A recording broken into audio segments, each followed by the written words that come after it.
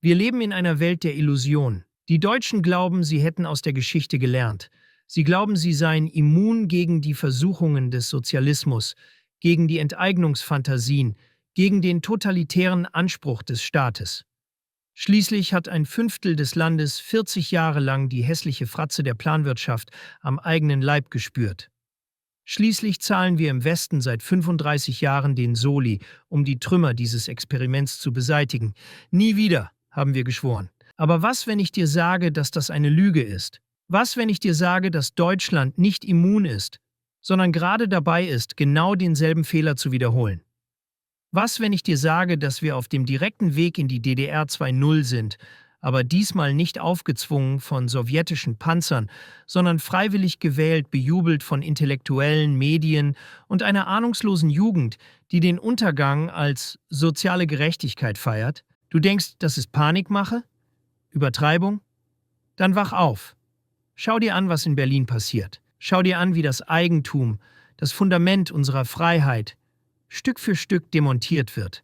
Wenn dich die Steuern nicht stören, wenn dir der wirtschaftliche Niedergang egal ist, dann sollte dich zumindest das alarmieren. Der Geist der Enteignung ist zurück. In dieser neuen, gefährlichen Welt reicht es nicht mehr nur, den Kopf einzuziehen und zu hoffen, dass es nicht so schlimm wird. Du musst die Mechanismen verstehen, die hinter den Kulissen wirken. Du musst lernen, wie du dich und dein Vermögen schützen kannst. Du brauchst eine Festung. Du brauchst einen Plan B. Und es gibt eine Festung. Eine Insel der Stabilität und Freiheit, mitten im Herzen Europas, aber souverän außerhalb der EU und immun gegen diesen sozialistischen Wahnsinn. Die Schweiz. Ein Land mit einer Tradition des schlanken Staates, einer starken Währung und echtem Respekt vor Privateigentum. Genau diesen Weg, diesen strategischen Sprung in die Freiheit, lehren wir in unserem Intensivseminar Erfolgreich auswandern in die Schweiz. Dieses Seminar findet regelmäßig in Zürich statt. Dort geben wir dir den kompletten Fahrplan an die Hand. Wir zeigen dir, wie du als Unternehmer oder Privatier in die Schweiz ziehst, wie du von der Pauschalbesteuerung profitierst, wie du dein Vermögen im sichersten Bankensystem der Welt schützt und wie du den ultimativen Plan B realisierst. Den Weg zum Schweizer Pass. Alle Informationen zum Seminar, bei dem dein Partner übrigens kostenlos mitkommen kann, findest du unter dem Link in der Beschreibung. Und jetzt, wo du weißt, dass es einen Ausweg gibt, lass uns in die Abgründe der neuen deutschen Realität blicken. Wolfgang Burg beschreibt es treffend: Berlin ist das Laboratorium des Untergangs. Dort träumt man vom Wohlfühlsozialismus, einer toxischen Mischung aus Planwirtschaft und Hedonismus, finanziert durch den Länderfinanzausgleich, also durch das Geld derer, die noch arbeiten. Und jetzt wollen sie ernst machen.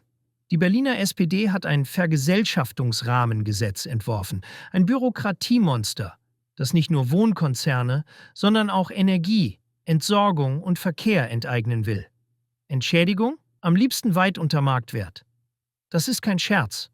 Das ist offizielle Regierungspolitik, toleriert von einer CDU, die jeden Kompass verloren hat, nur um an der Macht zu bleiben. Aber Berlin ist nur die Spitze des Eisbergs. Die Mentalität breitet sich aus wie ein Krebsgeschwür.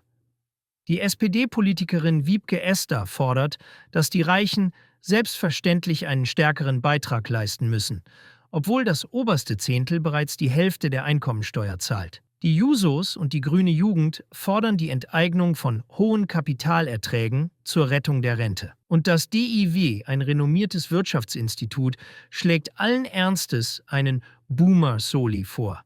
Eine Strafsteuer von 10% auf alle Einkünfte der geburtenstarken Jahrgänge. Verstehst du, was hier passiert? Es geht nicht mehr nur gegen die bösen Milliardäre. Es geht gegen die Mitte. Es geht gegen die Eltern, die sich was aufgebaut haben. Es geht gegen dich. Nur Masse macht Kasse. Auf Reddit liest man die verzweifelten Stimmen. Ich habe mein Leben lang gespart, um im Alter nicht dem Staat auf der Tasche zu liegen. Jetzt wollen sie mir mein Depot besteuern, um Löcher zu stopfen, die sie selbst gerissen haben. Das ist Diebstahl. Ein anderer schreibt auf X: Deutschland schafft sich ab. Wer kann, geht. Wer bleibt, wird gemolken.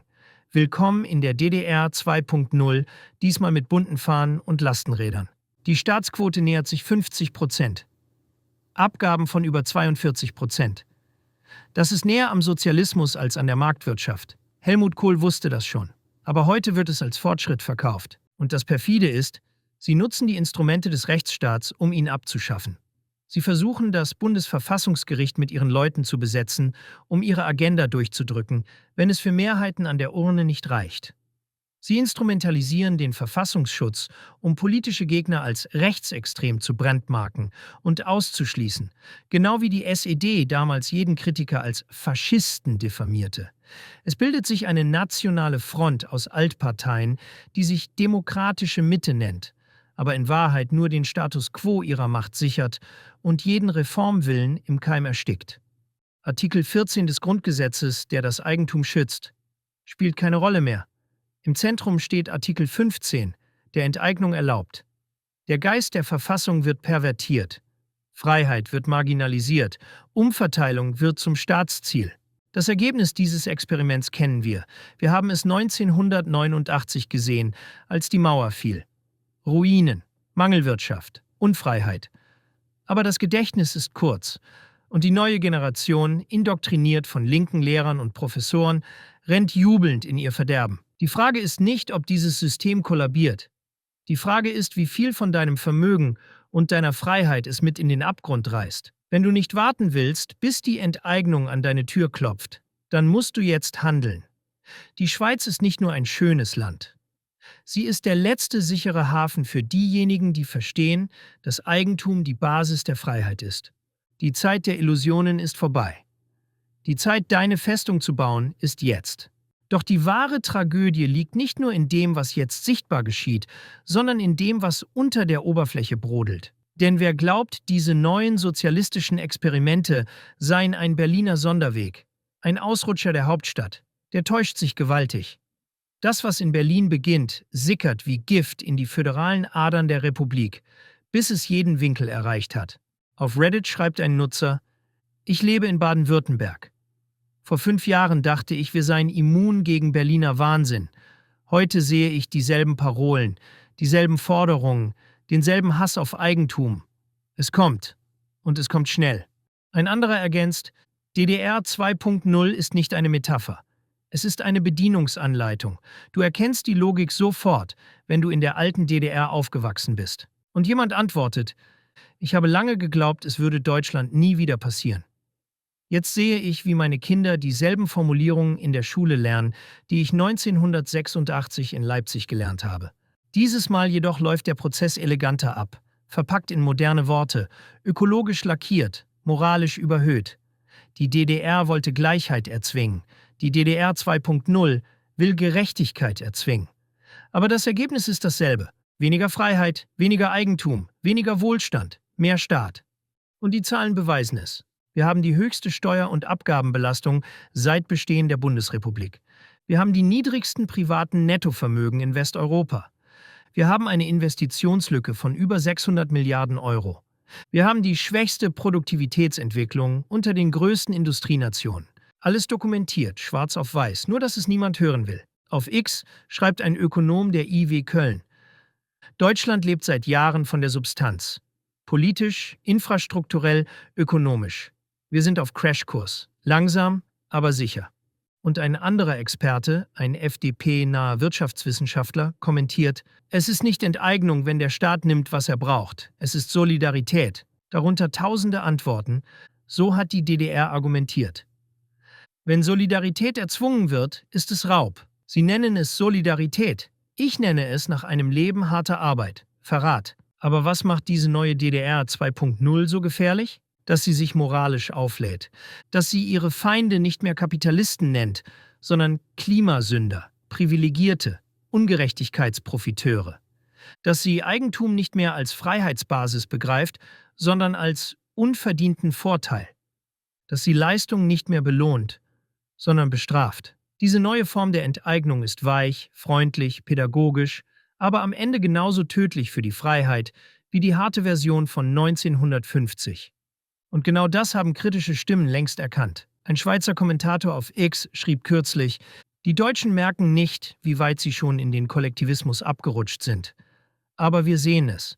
Wir haben die DDR miterlebt, nur aus sicherer Entfernung. Ein weiterer Europäer kommentierte: Deutschland ist das einzige Land, das zweimal innerhalb von 100 Jahren glaubt, dass mehr Staat die Lösung ist. Es ist selbstzerstörerisch. Und ein deutscher Unternehmer schreibt auf Reddit in einem Thread mit 20.000 Upvotes: Ich beschäftige 45 Mitarbeiter. Jedes Jahr wird es schwieriger.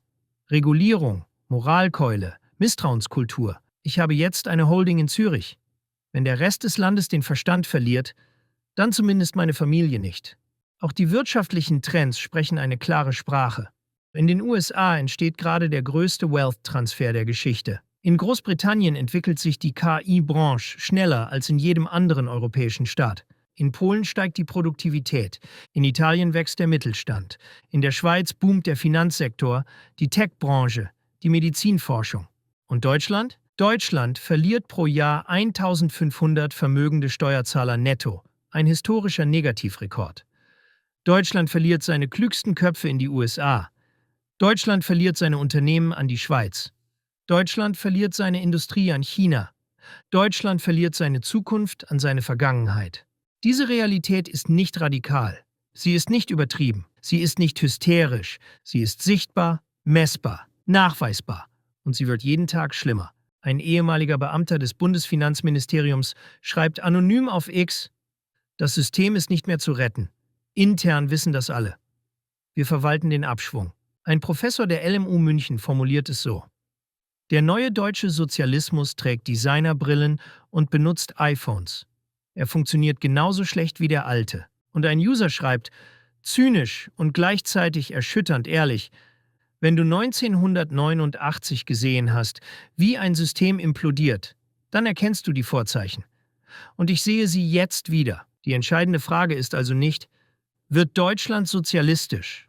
Die entscheidende Frage lautet: Wie weit kommt der Sozialismus, bevor das System zusammenbricht, und wie viel reißt er mit sich? Denn eines ist klar: Der Kollaps kommt. Nicht morgen, nicht übermorgen, aber sicher. Und jeder Tag, an dem du untätig bleibst, ist ein Tag, an dem du den Preis dafür zahlst. Deshalb handeln so viele jetzt.